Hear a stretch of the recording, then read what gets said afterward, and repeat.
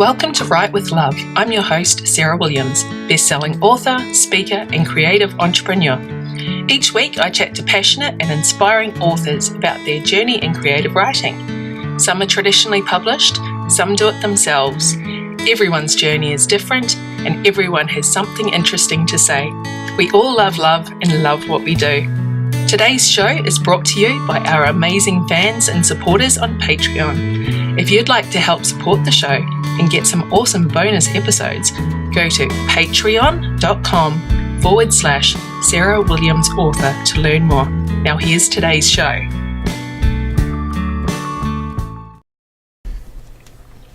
G'day, I'm Sarah Williams. Thanks for joining me for episode 55 of Write with Love. I'm recording this on Saturday the 5th of January 2019. I haven't had a lot of time to write this week as I've been getting lots of admin work done and prepping for future podcasts. Not to mention having all my kids at home wanting to be entertained. So I'm hoping to get back into it this week when my mum flies over from New Zealand, but we'll just have to wait and see. The Dairy Farmer's Daughter has retained the bestseller banner for the week, and I am thrilled with the reviews and comments I'm receiving. She's still on sale for 99 cents for another couple of weeks if you'd like to grab a copy of the ebook. The Australian Romance Readers Association will be hosting a romantic rendezvous this March, where readers can meet their favourite romance authors and get books signed. Locations and dates are Brisbane 23rd of March, Sydney the 24th of March, Melbourne the 30th and Perth the 31st of March. I will be at the Brisbane signing and would love to see you there. I will have all my books as well as lots of free stuff for you, and if you're a patron you can claim your hug. The Arrow website is australianromancereaders.wordpress.com. And if you would like to join me at the trendy beachside town of Noosa this October 18th to 21st, I'm hosting a writer's retreat. It's strictly limited to 6 people and we will be writing, talking craft and having fun. I will also show you how to make the most out of your advertising budget and boost your sales. All the details are on my webpage, sarahwilliamsauthor.com. If you love Australian rural romance, then for only 99 cents you can read 6 of Australia's favourite best-selling full-length novels and 1 brand new short story. Annie Seaton, Suzanne Bellamy, Essie Gilchrist, Anne B. Harrison, S.M. Spencer, Philippa Neffrey Clark and myself have joined forces for a combined Kindle-only box set called Outback Hearts. It is available now on Amazon and we've already hit that #1 spot in several big categories, which is great. And if you're an author who would like a shout out on the show for as little as $25, send me an email, sarah@serenadepublishing.com, or become a patron at patreon.com/Sarah Williams Author for more information. I love getting my fellow New Zealand romance authors on the show, and today I'm bringing you a live interview I recorded in Noosa with the lovely Soraya Lane. She left 2 paperback copies of her novels with me to share with 2 lucky listeners. Look at these covers. They are gorgeous. If you would like to win one of these signed babies, go to the Write with Love Facebook page and enter the competition. Now enjoy the show and I'll see you next week.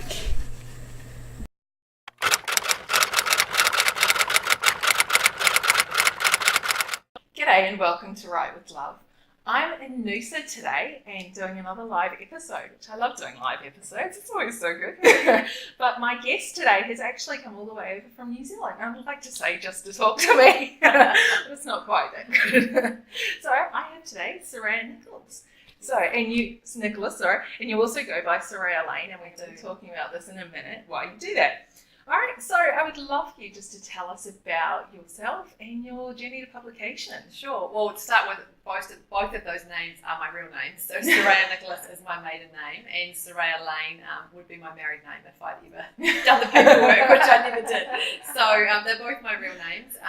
But yeah, so my journey to publication, I was actually trying to think last night how long it had been. So I think I wrote for almost 7 years before I was published. So my first novel took took 2 years to write, and it was a 100,000-word historical romance novel. And I think when I actually joined Romance Writers of New Zealand, and that sort of, I guess, kick-started my writing journey after reading a few Mills and Boon romances. And I used to love I think it was Avon Romance, used to do the bare-chested sort of historical heroes. And I just love those stories. And so I wanted to write this big sweeping story. I think it was about a pirate, or it was set on the seas. It was just not at all what I write now. And I spent 2 years writing it, and I remember sending it off and thinking, this is the best, this is the best story, the editors are going to love it. And of course I got every rejection possible. And then I thought maybe it wasn't the right kind of story, and by that point, after joining Romance Writers, they'd actually sent out quite a few contemporary romance novels from Mills and Boon, and they weren't this kind of books I'd ever read before. And I read, I think it was a couple of Desires, and also Harlequin Presents, and then also a couple of sweeter romance ones. And I just got absolutely hooked, and I started writing contemporary romance. So I think it was 6 manuscripts after that, entering competitions every year, writing as much as I could in between university and then my first job as well. So I actually graduated with a law degree. Oh, and wow. I panicked and thought, I don't want to be a lawyer. So I took sort of about a couple of years off, and I was working the whole time, but just trying to get published, and I thought, I'm just going to give this a go. So 7 long years later, I sold my first book to Harlequin, Mills and Boon, and I went on to write 13 novels for them, I think, it was then at the time Harlequin Romance. I'm not sure if they've changed the name now. And that was as Soraya Lane. Yeah. And then I've slowly branched out to Soraya M. Lane for my historical novels. So Hearts of Resistance here is my latest novel there. And so that's Soraya M. Lane, and that was just part of a rebranding really for my historical work, because it is very different. Hearts of Resistance and Wives of War, my historical titles, are really different to my contemporary romance. I write very hot cowboy romance, contemporary romance for St Martin's Press now, and so as Soraya Lane, and the historicals are quite different. So it's just really was to change, I guess, to make that clear with the branding. But going back to the publication path. It was just such a long road. I mean, I just wrote my heart out. I just felt like every story I was getting closer, and then you'd get, at the time I was mailing off the first 3 chapters and the self-addressed return envelope, and you'd just be desperate, and you'd get that awful feeling when you checked the letterbox and found the little slip inside saying thank you, but we're not interested. But gradually the rejection letters got longer, and I think the last one was about 2.5 pages, and I thought, hang on a minute, this might actually be a revision letter, not a rejection. And then after I resubmitted it, I actually got an email then, and I thought, oh, she's emailing me, so we must be getting close. And then I ended up, I didn't end up selling that one actually. What I ended up doing was entering a competition with the first 3 chapters of my next story. So I was very much writing about soldiers and tortured sort of heroes, and the editor who was judging the contest, I think she placed my entry first, and it was the first 3 chapters, and it was also an agent judged it, who was actually my current agent now, Laura Bradford at Bradford Literary, and she judged me first place as well, which meant that I got to meet her at our Romance Writers Conference. And the only catch was that you were supposed to have a completed manuscript, and I had written 3 chapters. And so they were very polished 3 chapters, and of course I had to send the full manuscript to the editor within 2 weeks. Oh my gosh. So I literally, lucky I didn't have children then, I literally spent 2 weeks just writing and writing and writing. I remember crying at my desk, and my husband was bringing me food and coffee, and I think I had to write something like 8,000 words a day. It was just horrific. I've never ever written like it before. But that manuscript sold, and I signed with my agent based on that story, and I sold to Harlequin, Mills and Boon. Yeah. So it was the fastest story and the most painful, but it was the story that got me there. So I probably got completely off track. I can't remember what you asked me actually in the first place. No, that's fantastic. So that's how I got my start really. And then it's progressed really fast from there. Yeah. It certainly wasn't an overnight success. I mean, it took a long time, and I did have to work full time for I think the first. So I actually sold my first story when I was I think 4 or 5 months pregnant. Right. And then I had a lot of writing to do when I suddenly had a newborn baby, and I had a contract, and I had to deliver another 2 books. I was working full-time as a freelance journalist and copywriter, and trying to juggle a baby with reflux and colic who never slept, and I don't know how I did it looking back, but I was just so desperate to be an author and to get my books out there and to, I guess, start on that career journey. And so I think when I had my second son, Hunter, almost 5 years ago, I went full-time writing fiction. So that was a really great moment. So although I often say to people, I only write books now. But I think to most people that I make that sound like it's not a lot, because I was so used to working 2 jobs and writing the books at night and all over the place. But it is still, it's still a big workload, but it feels like I'm doing what I really love now, which is really nice. And it doesn't feel like work when you love doing it. Sometimes on deadline it does, but normally you're right. It's just, I think we're so lucky to be able to write fiction, and I say to people, I've got the best job in the world. I get to create characters and, these amazing stories and live in my own head and, just write the stories I want to read. So it is a really special job. Yeah, for sure. So I was saying before that you had these 3 names. Yes. So Soraya Nicholas, you actually write for children. I do, yes. So those books have been primarily published in Australia and New Zealand. So that's the Starlight Stable series, which is targeted to young girls between the ages of 8 and 12.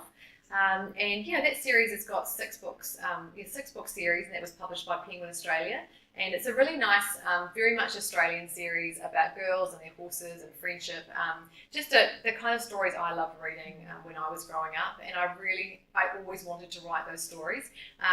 Those books were also not an overnight success, I can tell you. So my agent actually, I think we got 34 rejections on that series, and almost every rejection was actually really lovely, but it still hurts being told no. Pony books weren't selling, the writing was good, but it just wasn't the right fit right now, all those sorts of things which were heartbreaking. And then Penguin Australia said they wanted to make an offer on the series. At that time it was going to be 4 books. So I'd finished the first novel and had outlines for the next 3. But they said it needed to be really Aussie, and they wanted a really Australian setting. So I think I'd sort of written this series, the Starlight Stable series, very much in a generic place, and so I had to just really add in all that lovely Australian stuff. So we have always travelled over here to Australia, and I actually did quite a bit of horse riding here every time we came over. Mm-hmm. So I had really nice experiences to draw on, and all the riding that I'd done in Queensland, which was nice. So they're just really nice, really nice stories for girls. And of course then when you're writing your contemporary hot cowboys, yes, you based all of those in America. So that was very important why we had the name change. Actually, we did not want young readers. I did my hot cowboys. So if we saw a horse on the cover, we didn't want them thinking that it was appropriate reading. No. So that's why the 2 names. So my other books under Soraya Lane are with St Martin's Press. So I'm writing I've just yesterday signed a new contract for my River Ranch series. So we've got 2 more cowboy books coming out. The next one will be out next Christmas, so Christmas 2019. So I've got a lot of writing to do to be able to write that as well. So I write mainly contemporary sort of cowboy romance for them, for St Martin's.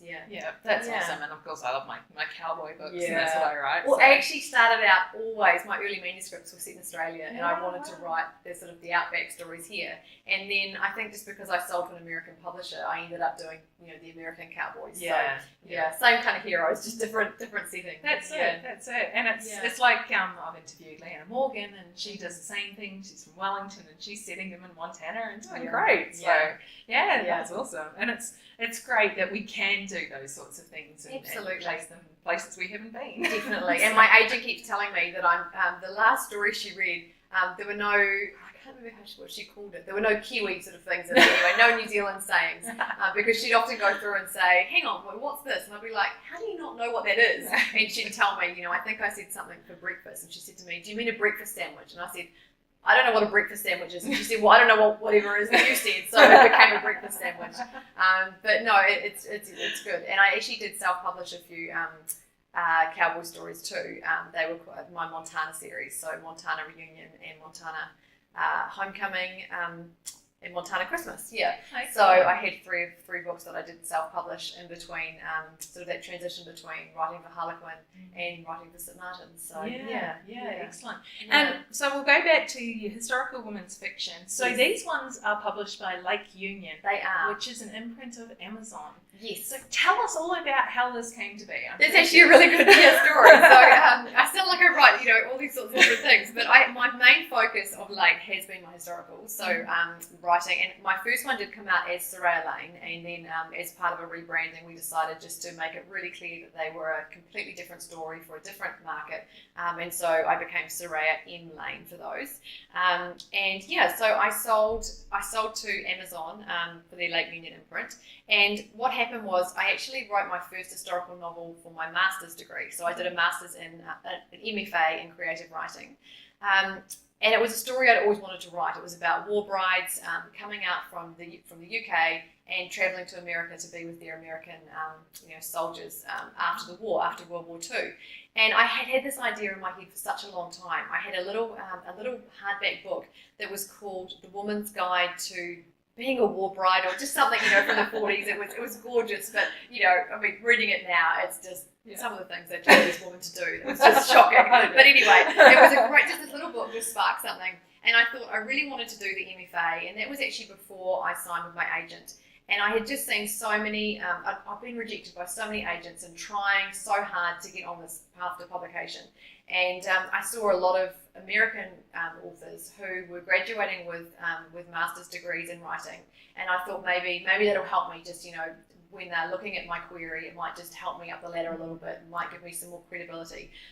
In fact, I paid all that money to do the degree, and I sold and signed with my agent before I graduated. But anyway, it was 2 years part-time. I had to write a thesis and do this massive 100,000 word novel. And it was so hard. It was the hardest story I'd ever written. Yeah. I just found it incredibly hard and so much research, and it was so full on. And anyway, so I finally did it. I got to the end and finished it. And then I showed it to my agent when I signed with her, and she said, "Oh no, I can't sell it. It's just in this market, it just wouldn't work." So I had 4 main characters, and we switched between their points of views in every chapter. And I thought, I've written all these words, and I just shelved it. And then my really good friend Natalie Anderson, who's a fellow writer, she writes for Harlequin Presents, and she said to me, "You can't just leave it sitting there, you need to get it out there." And I said to her, "No, my agent didn't like it, I'm not going to do anything." And she said to me, "Self-publishing is really taking off." And this must have been 2014, I think, or 2013 might have been.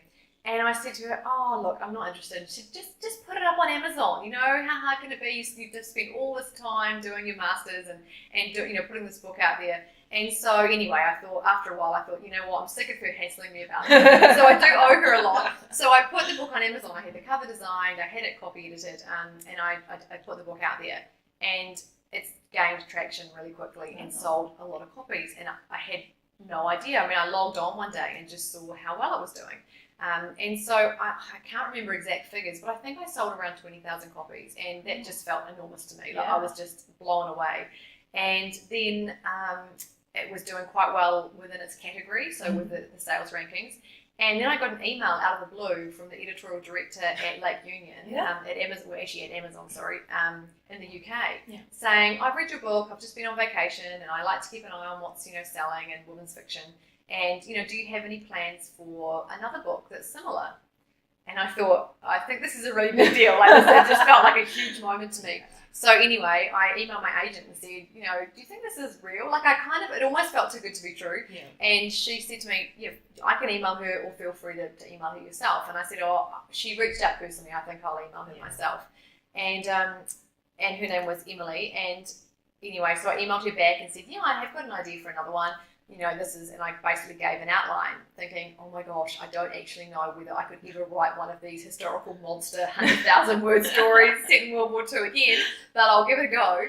And she came back and said, "Oh, that sounds really interesting. Is this a genre that you'd like to keep writing in?" And I emailed back again, and then suddenly I didn't hear from her, and I think 2 or 3 weeks went past, and I thought, she obviously didn't like it. It was really exciting. And then suddenly we got an offer for Voyage of the Heart, which was the book I'd self-published. Oh, wow. And so that was my first book that I sold to Amazon. And yeah, it just came out of the blue. It was a great deal, and I was blown away. And it was just for that book, for Voyage of the Heart, so one book contract. And they took the book, they let me keep it on Amazon, so it was still self-published available until the date that they actually put it up themselves. It went through some good editing, which it needed to have. And I put it up in a hurry, I think, not thinking anyone was going to buy it. And then so we went through the editing process, and it went on Amazon, and it did really well. And then I went on to sell Wives of War, actually, which I've got here. So this has been my best-selling book to date. It was in a really big Kindle promotion last year, which was very exciting. And so it started with Voyage of the Heart, which was self-published, and then Wives of War, and then we moved on to Hearts of Resistance. Excellent. It's been an incredible journey with Amazon, and I feel so lucky that I've published with them. It was, a lot of people asked me why I didn't stay indie, especially because that book did do well. But I just felt that, I was really looking at it from a career perspective for me, and although I love the freedom of indie publishing, I love writing, and I thought if they are happy to do the marketing and the cover designs and the editing with me and partner with me, it just felt like the right move for me. Yeah, for sure. And also getting it in paperback as well, and having that distribution. And also the books go straight into audio as well. So it's really nice knowing that I've got them on Audible, that they're available on there and in paperback and Kindle. Although Kindle's definitely still my biggest market. So the ebooks are only available on Amazon.com or the local territories like .com.au. But it's been a good move for me. Yeah, so I'm really pleased to be published by them. No, that's awesome. You do hear people who try and get published by them and just never. Well, look, I just think obviously there's a lot of hard work in putting a book out there, but there's also an element of luck. And at that time in that market, that genre started taking off, that sort of historical saga kind of thing. I write predominantly World War II fiction, so Hearts of Resistance and Wives of War are both set in World War II.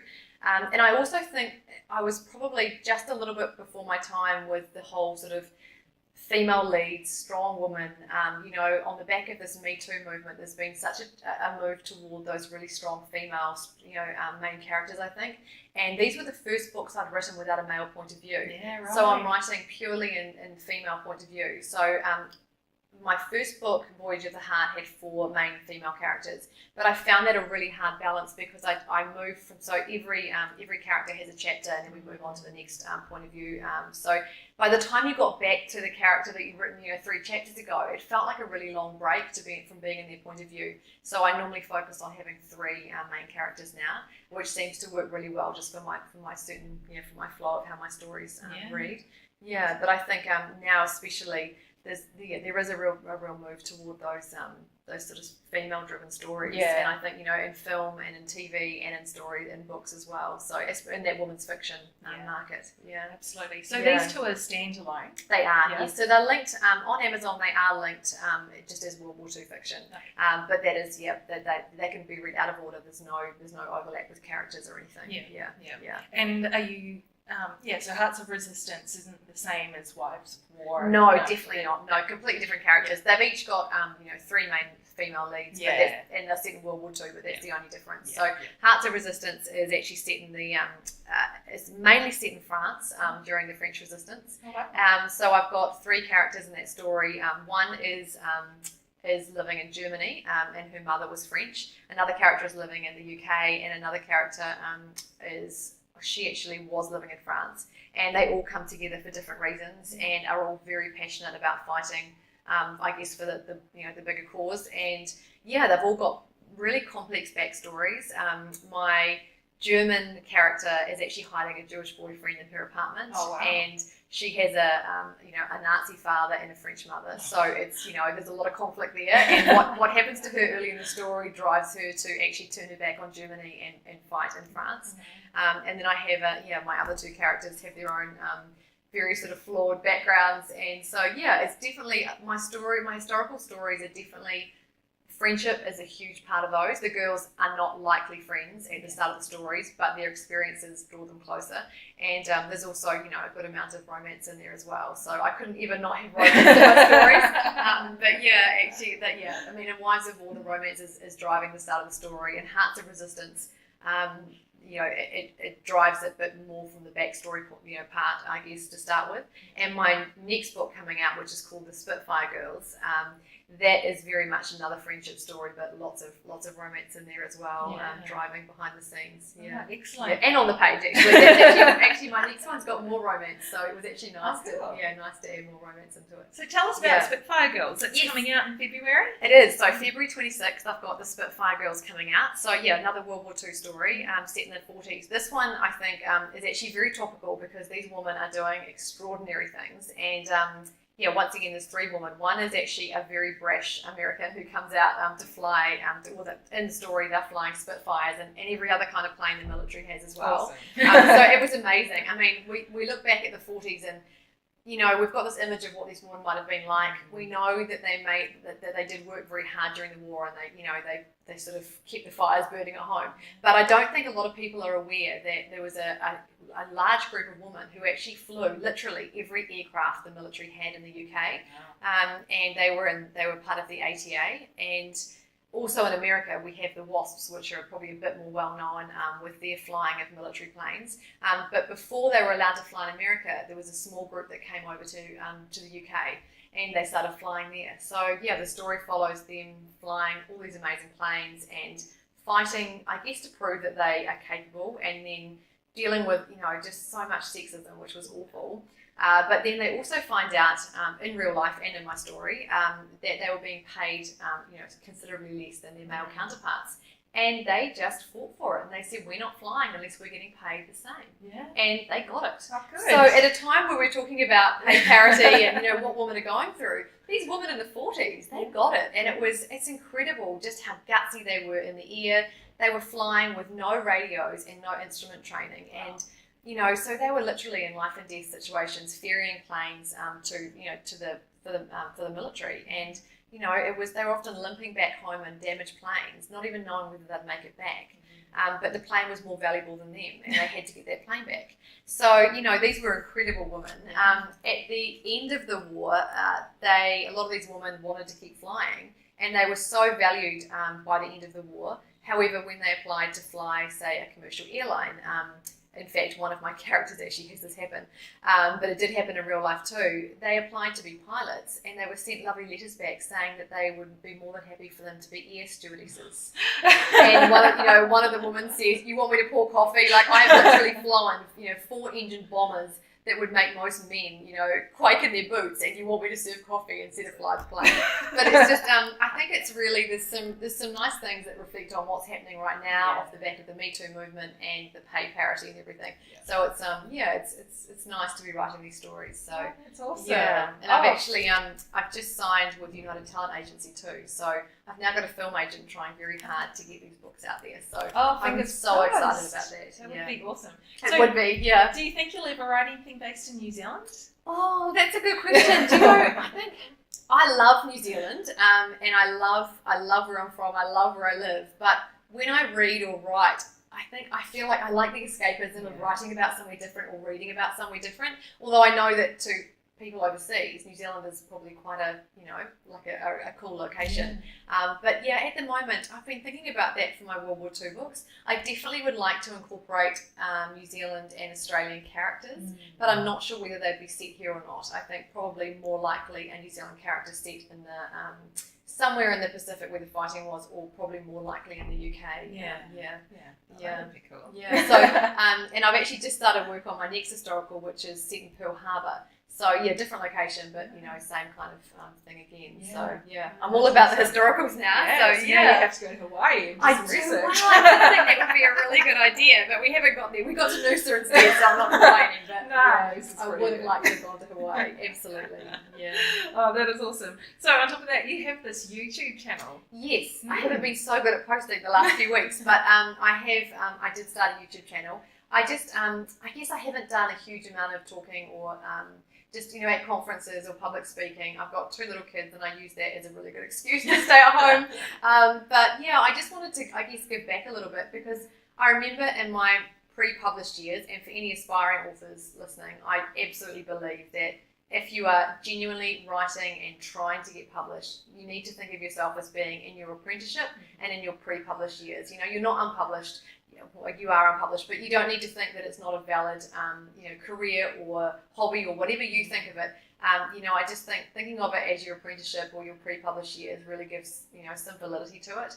I also believe, just while we're on that topic, that, if you are writing and submitting or preparing to self-publish, you are so much further ahead than everybody else who says, I want to write a book or I want to be an author, because that just drives me crazy. So many people say that to me.